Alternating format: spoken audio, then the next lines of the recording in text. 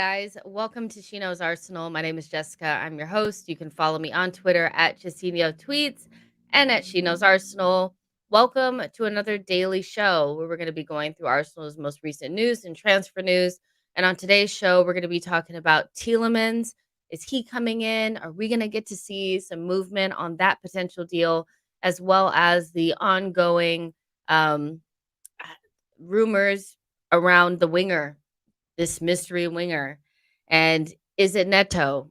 There's been some light rumors there. Is it Jeremy Pino? There's some rumors out there that Arsenal could have already put in some sort of proposal for him. Or is it Musa Diaby? And who would you prefer to come in? I know off of the back of the win, I do think that we're in much better shape than we were at the beginning of last season. But it's a long and grueling season. And even though I like the performance, I thought that there was a lot that we could have still improved. And some of that can be improved through some more transfers. 3 more weeks until the transfer window closes, and Arsenal are not done. Arteta's already said that they're not done with outgoings and incomings. And when you look at the team, it's just the window has been great so far, but there definitely needs to be some players brought in. And so those are the players that we're going to talk about. There's 124 of you guys in here, which is insane. Like the video and subscribe to the channel. So, yeah, now the only thing I'm going to say is that Amazon has been so annoying to me today. I've been waiting on them to come and like bring my packages. Earlier, they needed like a code to give me my packages, and they did not send me a code. So the guy left, and now he's supposed to be coming back. And I just know he's going to come during the show. So if he does, I'm going to run down super quick, show him the code, and then have him come in and get my stuff, or just have him give me the stuff so I can bring it in because, yeah, I need some of that stuff. It's like stuff for recording, some trash cans, things for the house. So yeah, like definitely we'll need to like zoom really quickly to see if I can get that done, but um that's only if he comes. So yeah, just want to let you guys know that before we go ahead and get started, because you guys know like stuff gets interrupted. I don't want you guys to be like, where did she go? Amira said, hey Justin, Chad, isn't it amazing what an early weekend win can do for your mood? Haven't stopped smiling since, especially after watching the other games. I do think the other games may have given some perspective to Arsenal's performance. I do think that we were being criticized quite a bit, not only just from rivals, but from the fan base in itself. And I had some critique. Obviously, like that's my job, is to talk about the team and what I thought we did well and what we didn't do well. But ultimately, it was the first game of the season. I don't think that was indicative of who we're going to be for the entire season. And if you thought everybody else was going to be firing on all cylinders and we were crap, you had another thing coming, because nobody looked amazing except for Man City and Spurs. I thought they looked the best. And then Chelsea and Arsenal were like next in that group. And then Liverpool and Man United were not great. I also take into account that Crystal Palace is our bogey team. They're difficult opposition at their place. And so, I don't imagine that when we play against Leicester at home this next weekend that we won't have control over the game. I think we'll dominate possession. I think we'll win that game. I think we match up very well with Leicester. So, if anybody thought that like our performance, because it wasn't perfect and flawless, that we were dead in the water, like it's the first game of the season. So of course there's going to be things to work on, but I saw some unnecessary criticism from our fans and like rival fans. And my criticism is always just about the game, but that doesn't mean that that's how I feel about us, if that makes sense. So I thought the game on the ball, we were poor, but do I think we're not a good team on the ball most times? I do think we are. So that's kind of where I'm at with that. Um no, I didn't think Chelsea looked good. I'm just saying that like we were kind of in there with them where we had rocky performance. It wasn't like it was swashbuckling, like all out attack type football with Chelsea or us. We both kind of struggled away from home. That's, not struggled. We got the job done, but it was nowhere to me, it wasn't to the level of like Man City or Spurs performances. That's all I gotta say about that. So yeah. Carlos says, has there been something from the All or Nothing episodes that has made you change or revisit a previous opinion you had about Mikel and the team?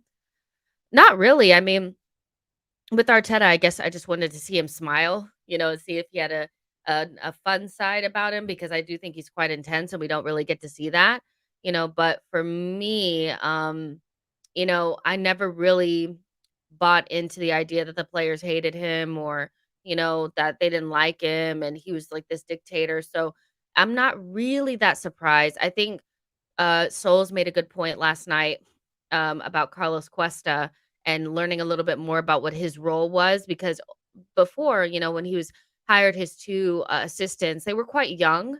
And so I was thinking to myself, okay, well, like, shouldn't you bring in some more experienced, coaches in? But once, you kinda saw what he was all about, you could see why Arteta would really like him because he gets locked into this part of the player, and Arteta seems very interested in sports psychology and things like that. So, yeah, it's not like I'm super shocked at what I saw. It was just more like confirmation that what goes on behind the scenes is nowhere near what is spoken about in, like, on Twitter and online about Arsenal. Yeah. So, but let's get into it. So we're not here all day, but, yeah. Uh, let's start off with Tielemans, because there's not that much to really report on in regards to this, and I think mostly why I put him in the title was because, like, you would think that we would make a move for him soon. We're gonna be playing Leicester at the weekend, 3 weeks left, he's there to be gotten. And of course, like, we all have our theories on why we haven't moved for Tielemans. Maybe we need to move players on, maybe we wanna get the fee down.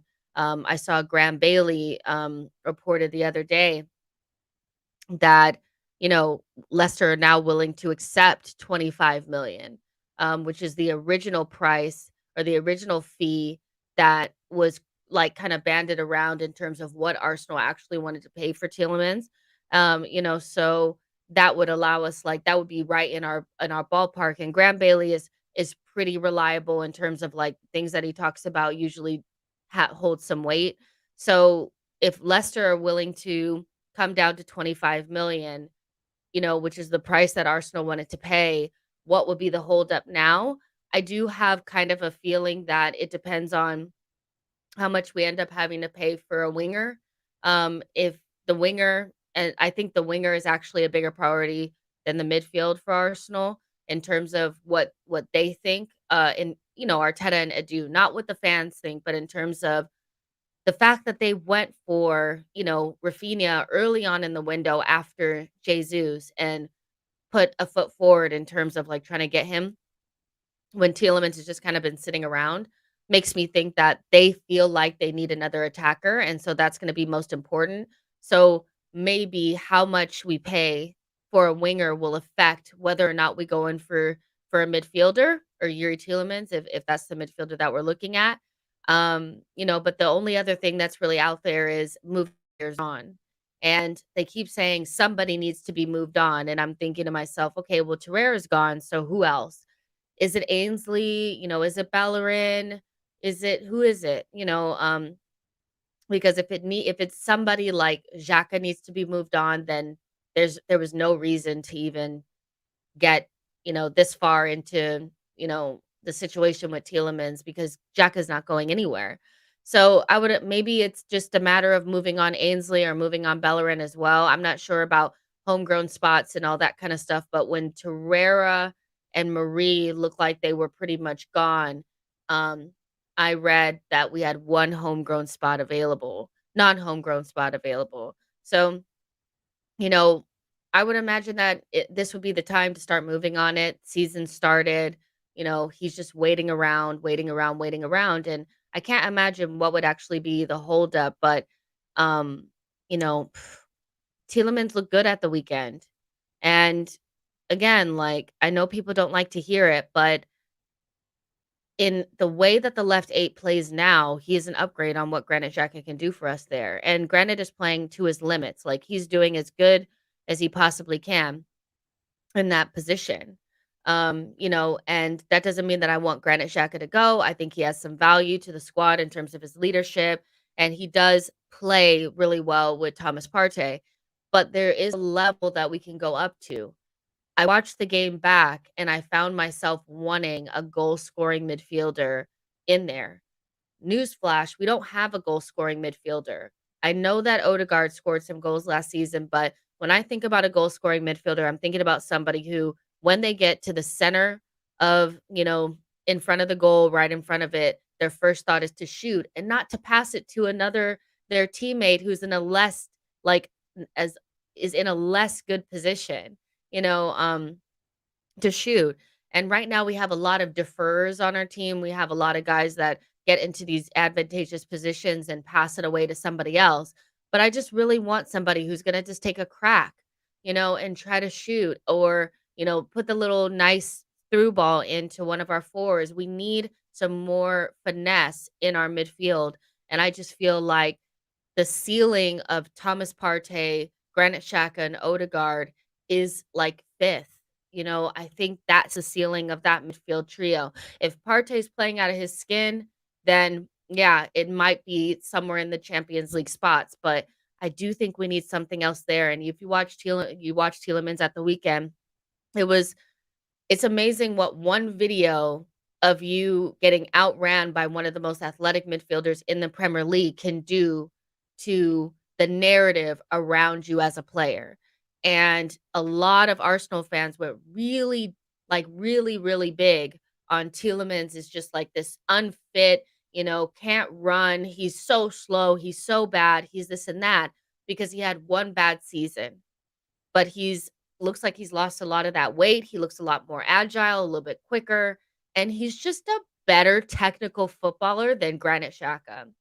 And when he gets in and around the box, he has the finesse to give you an assist, to score a goal.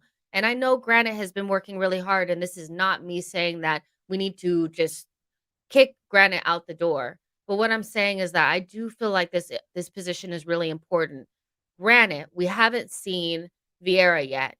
We haven't seen him yet, so maybe that made a difference in Arteta or Arsenal felt like now that we have Vieira, we're good in midfield. But I'm talking about somebody who can play in that pivot, somebody that can operate deeper in midfield and not get pushed over like Sambi did last season. So for me, it's a position that definitely needs to be addressed. And Tielemans is just waiting there. But the longer that it goes on, the more I'm thinking that it's not as big of a priority for the club. And we should maybe be prepared, for it not to happen because the winger looks like it's more important. So yeah, it's interesting, but there hasn't been any movement. Like, that's the reality. Like, there really hasn't been any movement, and, when Arsenal really wants somebody, they get it done. Um, Matt G says, "Does anyone know if Vieira is back in full training?" Um, he's back at he was on the cusp of being in contention for the game against Crystal Palace, but it came too soon, so for you to be kind of in and amongst the team for contention, I would think that you played in full training, maybe, but we'll see. Jacob says, "I don't think we're in for Tielemans. If anything, I think it's a distraction for a different signing, but who knows?" Crispy Rice says Vieira has been in training. Um, Lynn says, "Jess, but he has to be able to do this against Man City. This was Leeds." Um, who? Jess, he has to be able to do this against Man City. This was Leeds. Who are you talking about? This was Leeds. Yeah, let me know who you're talking about. Nocturnal Gunner says his brain moves faster than Xhaka as well. His decision making is faster. I mean, it's one of those where I personally feel like if you were to bring Tielemans into this team, you would see the same kind of level of upgrade that you felt when we saw Gabriel Jesus in the squad after being with Lacazette for so long. That's kind of where I'm at with it. I do think that there's this idea that we can't upgrade upon him because there's a lot of, Gooners that have kind of went the opposite direction because he's been abused for so long to try to figure out what the positives are of this player to kind of pump him up, do um uh a little bit of what do you want to call it? An upgrade or an update on Granite Xhaka.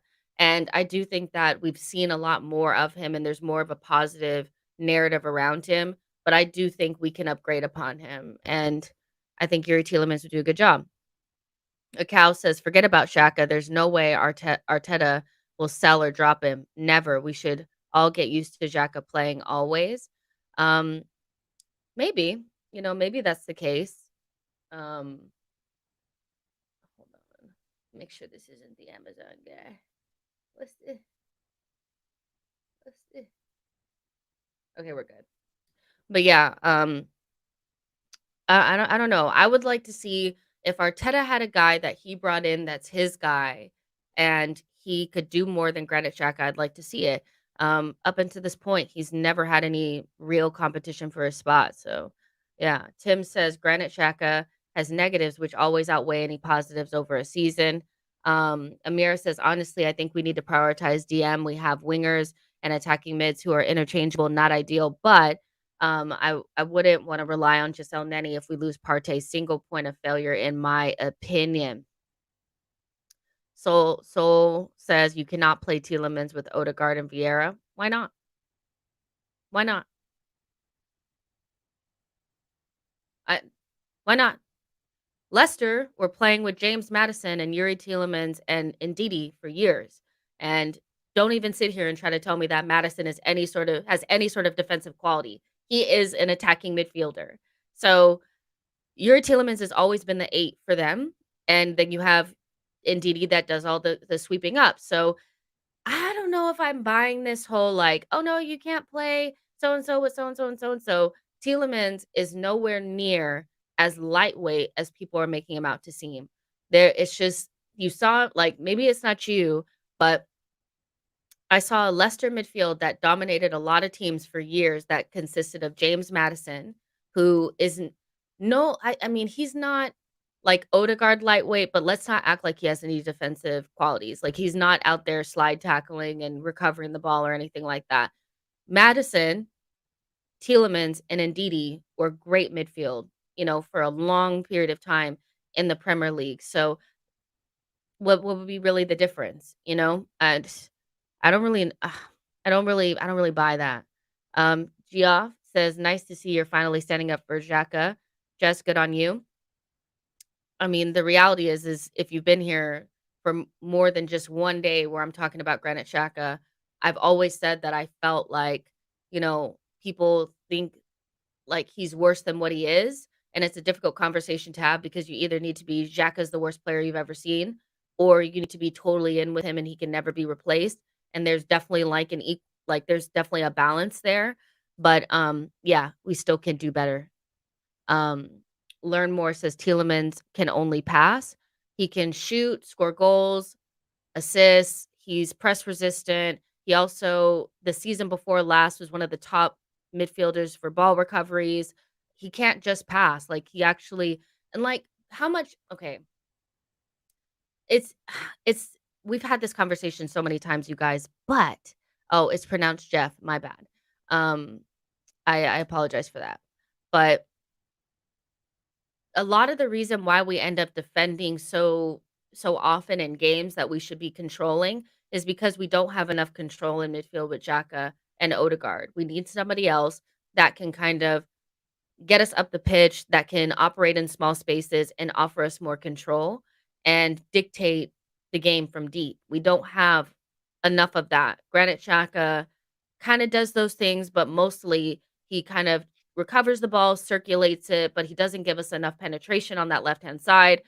And then when we get in those positions on the edge of the box, we don't get the second and third goal because we just don't have players that want to shoot. And so, yes, when we get deep in a deep block, Granit Xhaka does a lot of good defending for us, and he's really responsible in terms of that. But I just feel like we're cutting ourselves short. We're selling ourselves short and saying like, well, that position needs to have somebody who's like is defensive. No, we don't. We need somebody that has more about them in attack. Like that's what we need more than anything, in my opinion. But that's kind of where I'm at with that. Let's see. Blaze says, when we were talking about Tielemans, why some Arsenal fans always mention Xhaka. Tielemans is better than Xhaka and fits into our Arteta system. Um, because speaking about a player that could potentially play above Xhaka means that you hate him. You hate Granite. That's why they always add him in there. But, it's I can also see a scenario where Tielemans plays on the right and Xhaka still plays on the left. We need somebody else. Like, regardless of Granite or not, we need another midfielder, period. It's not robust enough. We don't have enough quality and depth there, even with Vieira. So it doesn't even have that. It's not all about Granite because Tielemans also plays off of the right-hand side, which is interesting to me because I'm thinking maybe he can do something on the right-hand side that Odegaard can't, and maybe you could play Odegaard off of the left or play Granit Xhaka off of the left and take Odegaard out. We need different options, and in our system, that's I'm not gonna say it's just like Manchester City's, but we do a lot of the things that they try to do.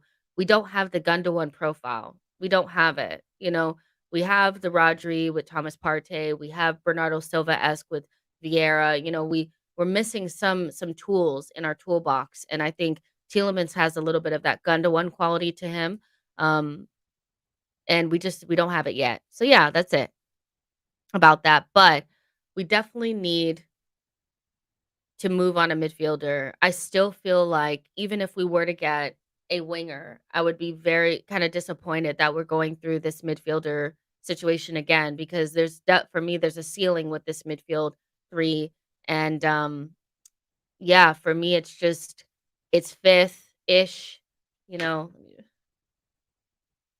it's fifth-ish, and so we need to be able to do better. Again, there's no goals in this midfield. There's very little goals in this midfield, so, I'd like to see a little bit more. Bilal says, "Tielemans doesn't even have to start the game. We could be winning 2-0, and he can come on with 30 minutes left to control the game."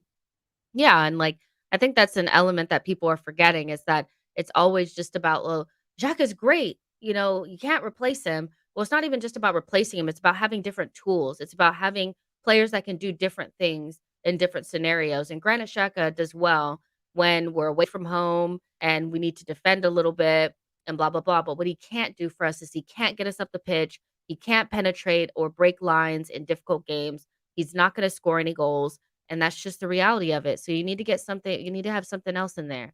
Tony says, "Can you see Yuri Tielemans playing anywhere in the midfield, right pivot, left 8, 10?" I can see him playing 10 and left or right 8. And I can see him dropping into the double pivot with Thomas Partey. I can see him doing like everything but the number 6. And I did see something that came out that people were saying that he played 6 back in the day, but like I can't see him doing it in this league really, so but for me it's just I think he would give us a different look where Vieira and Odegaard kind of do similar things. Sambi's not quite there yet. El Neni is not really the answer. Then you just have Xhaka. You need something else. Soul says, Jess Tielemans has never been considered a box-to-box midfielder. Didn't say he was a box-to-box midfielder. What I said is that he can dictate play from deep and help us control games. He's also a very good passer in and around the box. He can get you assists. He can chip that ball right on the back post. So from the right-hand side, he can hit it right to the the back post and somebody can run in. That's a ball that Odegaard can't do because he's left-footed. And yeah, he just is a better technical player than Granit Xhaka. So it's not about being box to box. Remember, we don't even play a basketball game. Ideally, Arsenal want to sit on the halfway line, let Gabriel and Saliba sweep up, and we want to play in their half and possess and little combinations and triangles and things like that. And that requires you to be able to play in small spaces. Granit Xhaka has done a lot better in small spaces than he's done in the past. I have to give him credit for that. But somebody like Yuri Tielemans, who's press resistant and is used to kind of moving around with the ball and not just being about passing, because that's another thing is Granit Xhaka can't manipulate the ball at his feet. It's either a pass or it's, you know, he has to have the space to kinda do things. Tielemans can do a little bit more in small spaces. So again, we don't even need a box to box midfielder. We need somebody different that offers different qualities. Um, so yeah, I feel like you just need something else. That's just what it is. Um, Cafuso says ESR could possibly do a job in midfield. Not unless he eats his Wheaties, like, he's too weak, to play in midfield right now. At the moment, he's a forward, until he bulks up, but I would imagine he can move central at some point. Arsen used to talk about how early on in, like, a player's, like, development, he would let them play on the wings or on in wide positions before he moved them central because to play centrally here they are. Hold on, guys. Hold on.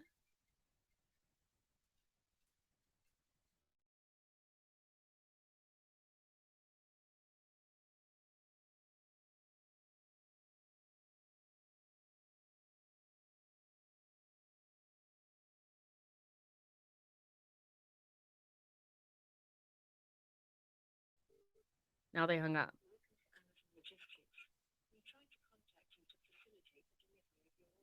Okay, they're coming. Hold on, I'll be right.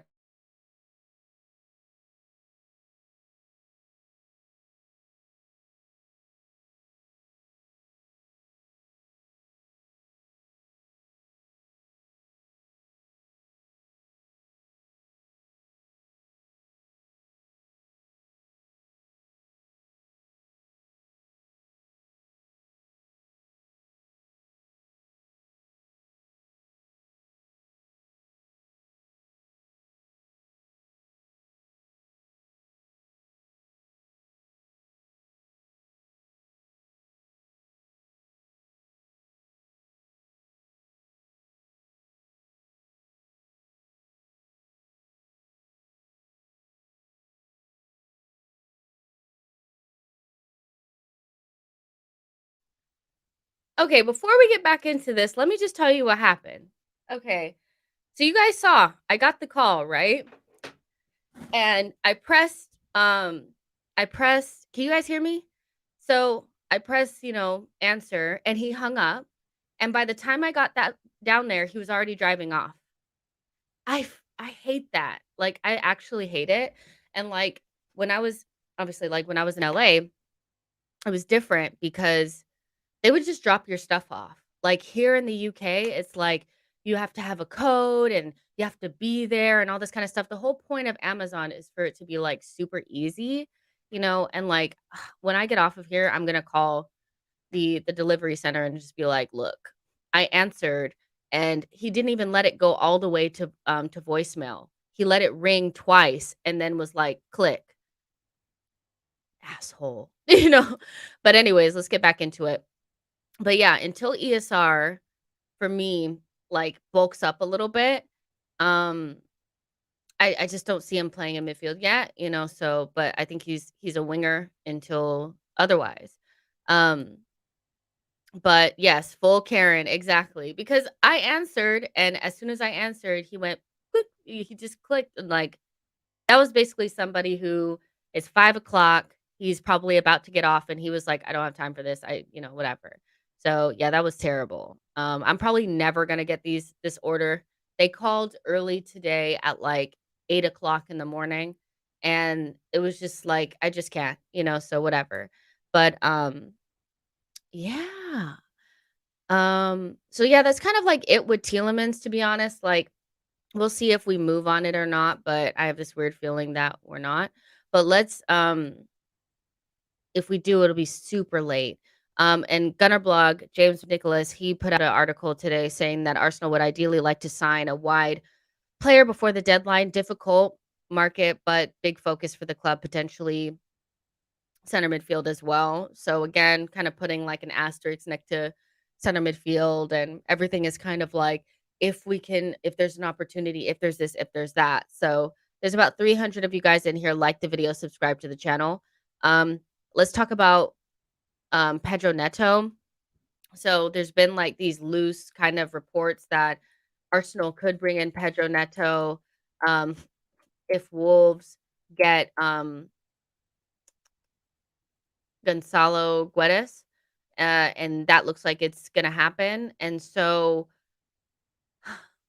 it's not a good source, to be honest, you guys. It's Express Sport, they're not great. So I would take all of that with a pinch of salt. I also think there's a little bit of like deductive, like kind of like, okay, well, if they get Guedes, then they don't need Neto and they'll sell. But if you look at the Wolves team, they lack attackers and they lack good attackers. So I'm not sure that I'm getting, okay, so they have to sell him, especially because Guedes, he can kind of play anywhere. And so I'm not sure if he would really displace Pedro Neto or whatever. And they also just put him on a really long contract. So he's somebody that I think they're ideally would want a large chunk of money for. Like, I don't see them selling him for anything less than like 65 million or something like that. So yeah, but, there's just kind of like some deductive reasoning here, like, "Oh, well, if they're getting Guedes, then that means that we're gonna get Pedro Neto." But what I will say is that I do think he's the type of player that we should be looking at. He comps very similarly to Saka and Martinelli. Um, he's Premier League proven. I know he came back from that injury, so you have to kinda see what's going on with that. But he's a very good player that I think plays in a very average kind of Wolves team that doesn't score a lot of goals and doesn't create a lot of chances, but he always kinda looks like the bright spark in there. And I think in a better team, he would be really, really good. Um, so yeah, and he can play on the left or the right-hand side, and he's left-footed. So I do think he's the right profile. I'm just not sure if he's the player that we'd actually bring in. Um, the in the knows are acting like it's going to happen, but this is one of those ones where I think there's probably some interest there, but I'm not sure that there's anything really to it. Ryan Taylor Sports says Arsenal have been handed a perfect incentive to launch an unexpected move for Wolves winger Pedro Neto. In a timely fashion, Wolves have now struck a deal worth in the region of 25 million for Valencia winger Guedes. So there's a lot of just kind of like, oh, this could happen, this could happen, this could happen. And would I love for it to happen? Absolutely. But do I think it is? Probably not right now because of how much it would take to get him and how long his contract is. Like, I just feel like it's a little far-fetched. Bilal says, "If we get a midfielder and a forward winger this window, what would you suggest the positions we aim for next summer window? I know the season just started."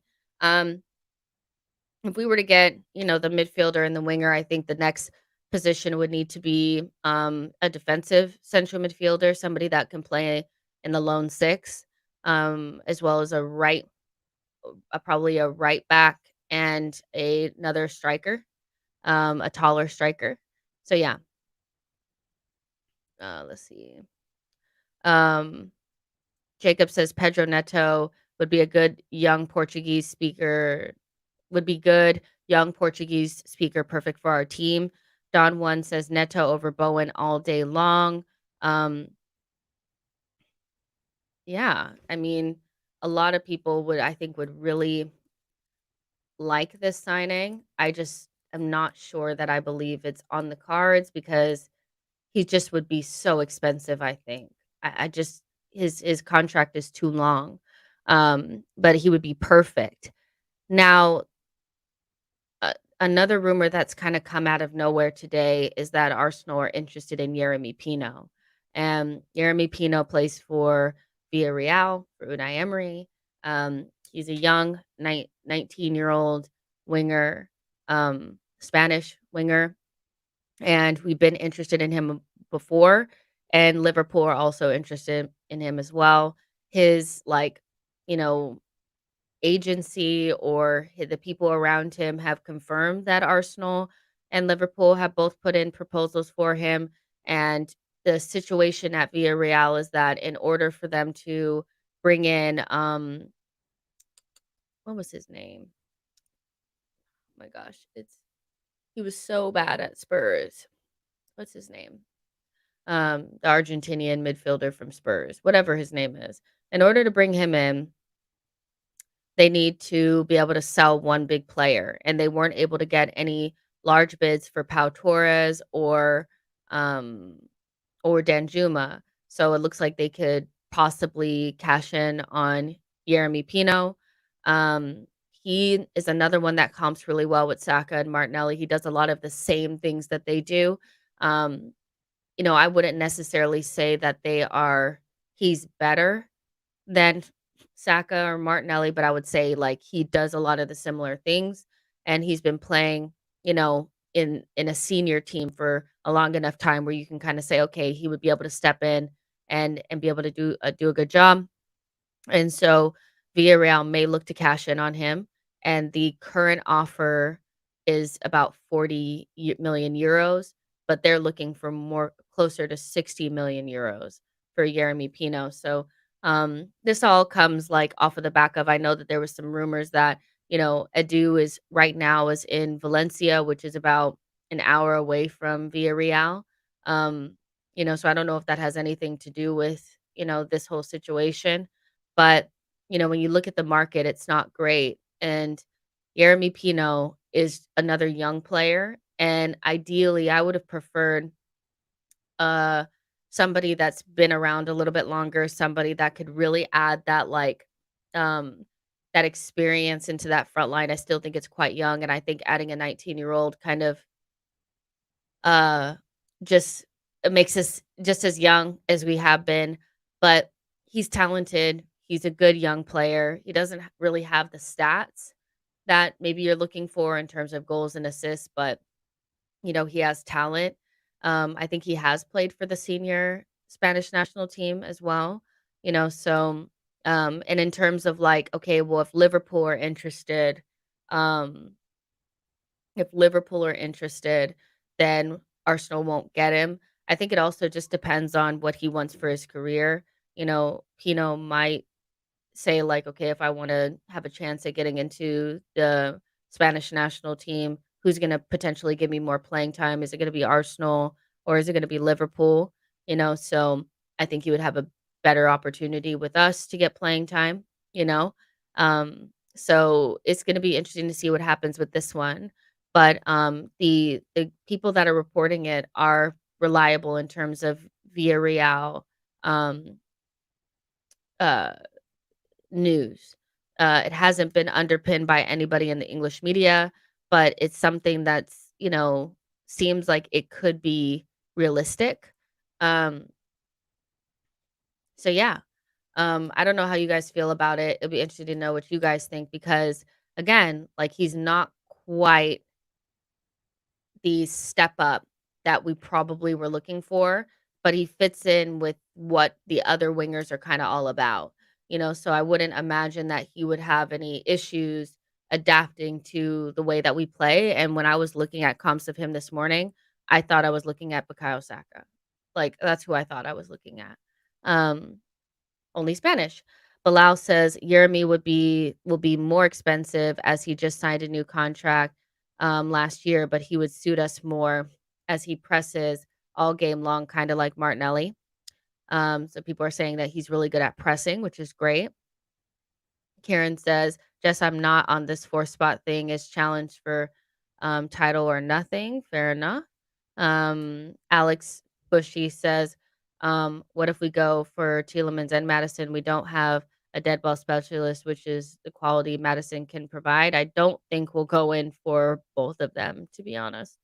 Priceless Truth says, Edu and Arteta don't want us fans knowing anything. Perez says, Neto hasn't been the same since his injury. We should just move for Diaby, which is the best option, or Gakpo, because you can always move him up top as center forward. Shout out from Fontana, California. Oh wow, that's amazing. You're in Fontana. I used to play in Rancho, Cucamonga.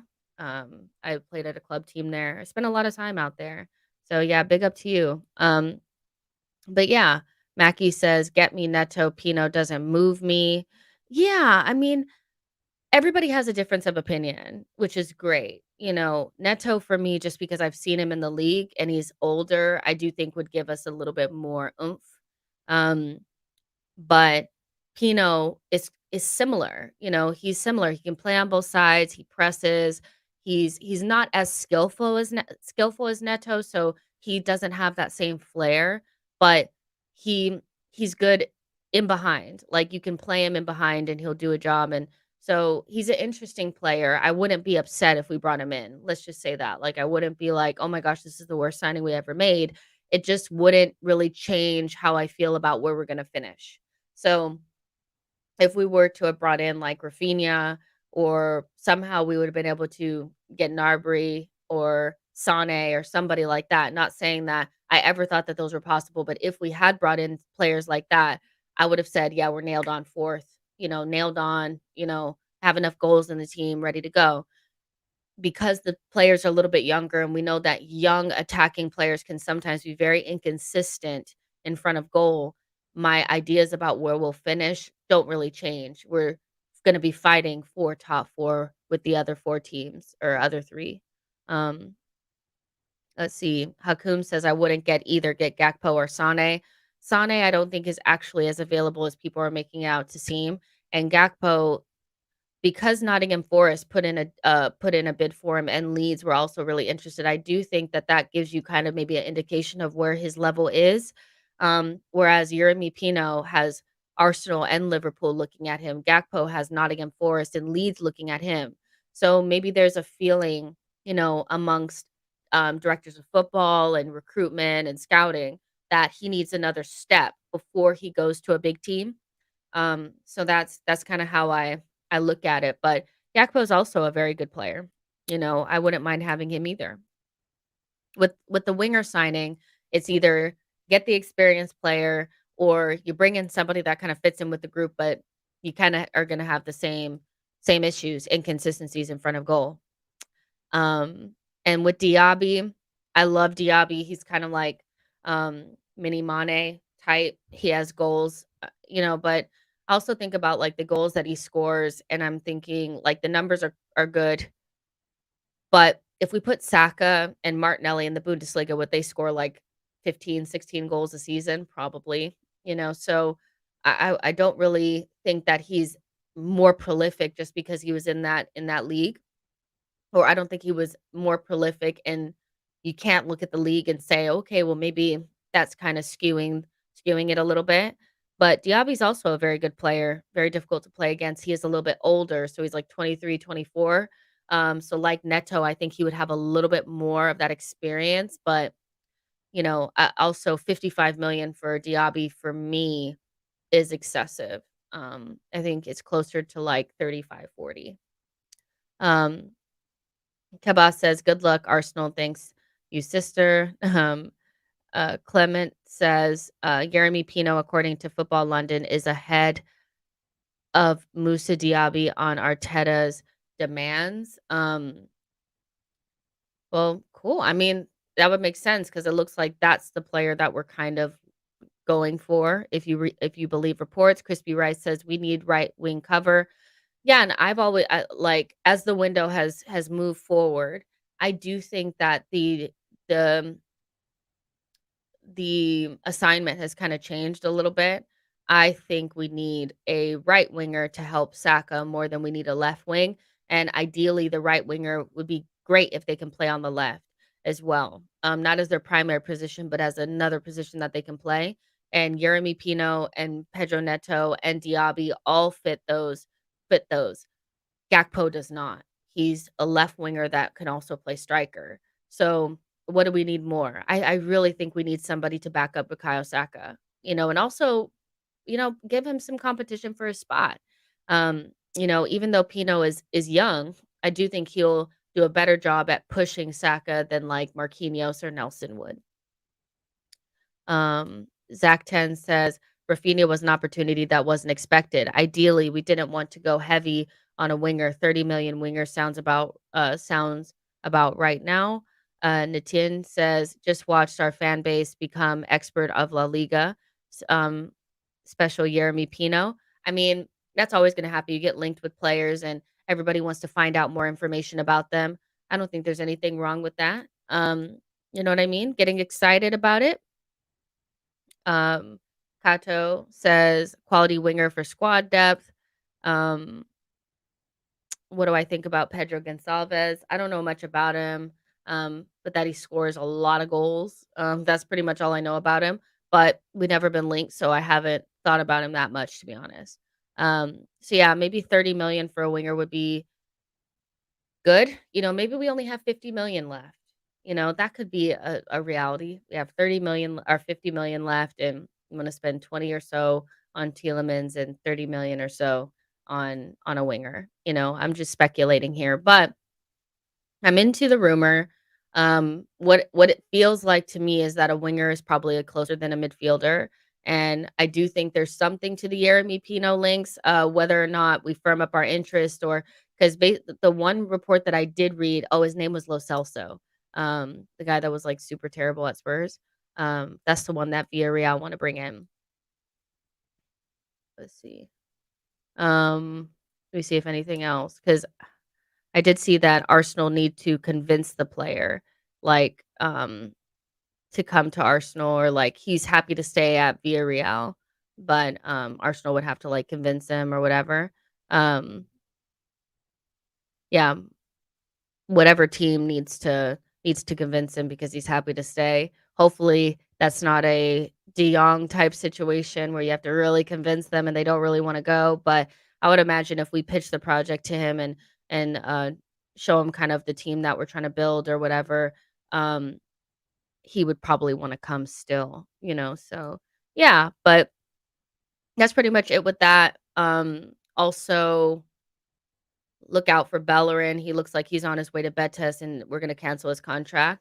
Some good reports have come out around that, as well as Runnerson is going on a dry loan to some place, as well as Pablo Marie looks like he's on his way to Hellas Verona, on a loan with an option, but we know sometimes that's reported incorrectly and sometimes it may be an obligation. So that would mean that the only player that's really left that needs to go, or the two, are Ainsley Maitland-Niles and Nicola Pepe.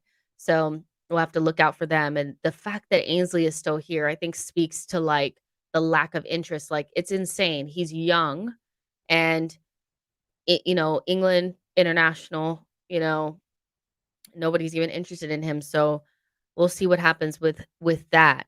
Um, Gilson says we need a Reyes. Oh, rest in peace. Yeah, Reyes type player. And I remember like we brought in Reyes to like January, and you know, he just gave us like that extra push. And I think having good squad depth, which Reyes gave us, that's so important for teams that want to push for things. So if Pino ends up being that, or a Neto or a Diaby, I'd really love that. I'd really love that. Um, Zach 10 says Runny Runnerson should stay. We need a janitor. Clement says, yes, it's correct that Bellerin is on his way to Betis, as he has seen has been seen in a photograph at the airport in London. Jeff says our fan base getting married to rumors and would rather waste money than think we missed out. Um, Sheridan says the Cronkies are finally spending. I think we're going to sign another 60 million player soon. Um, I'd rather break that 60 million apart and get 2 players, to be honest, a midfielder and a winger. But I hear what you're saying, like, the Cronkies are spending, and I think that's something that, people have really got stuck into them about, is that they don't spend enough, and over the last 3 windows, I think that they've spent pretty well. Um, Godwin says Fabio Vieira can cover left wing and Marquinhos can be an understudy. We probably push ESR to play 8 and Pino right wing with Martinelli. It's interesting with Marquinhos because I'm interested to see, because he's definitely beyond the under 23s. We saw that with his debut with the under 23s the other day. So kind of like Martinelli, he's beyond that. But how close is he actually to being like a viable option in the first team? I don't know. There is a gap there between under 23s and being in Arsenal's first team. And so sometimes that gap ends up being a loan. And so I wouldn't be surprised if he went on a loan. And in terms of like pushing ESR into the 8 again, if he can't stay fit, if he keeps getting bumped up off the ball, one of the things that they showed him in film in All or Nothing was him getting bumped off the ball in games. Like, you can't have somebody like that in midfield. You have to be able to ride challenges. So I think it's ESR and Martinelli on that left hand side, Saka and hopefully a new winger on the right hand side, and Vieira is going to play somewhere in those 8 positions, and Chanko is going to play in that 8 position. Xhaka is gonna play in the 8 position, Odegaard as well, and if we could just bring in one more midfielder, I think would be really, really solid. Lynn says, "I think that Edu has funds to buy a midfielder, but not a quality winger." Um, what makes you think that? I don't know. I don't know what we're doing. I think that's what they want too, is that they want us not to know anything. Yo-Yo says, "Think the Rs have outspent most of the Prem since they became full owners, which shows how inattentive they were to begin with." Gilson says, "Would love to see Vieira, just needs to bulk up a bit." Yeah, he's quite small. Um, Davey says, "Hi, just tune in from South Bend, Indiana. 3 points in the bag, 5 games, 15 points in the bag. If Arteta wants Saka to perform like Friday, we will need to sign a winger to rest Saka or burn him out like last season." That's a really, really good point. Piron says, "What winger do you want Arsenal to sign?" I would love us to sign Pedro Neto, but because I think that's very unlikely, I'm gonna go with if I have to choose between Pino and Diaby, I'm gonna go with Pino. Um, that's who I'd probably go for because I think you could probably get Pino for less than what you'd get Musa Diaby for. And I know people really like Diaby, but I just have like I think he's good, I really do, but I just have this feeling that Pino would really fit in with us for some reason, just get a feeling, so that's kinda where I'm at with that.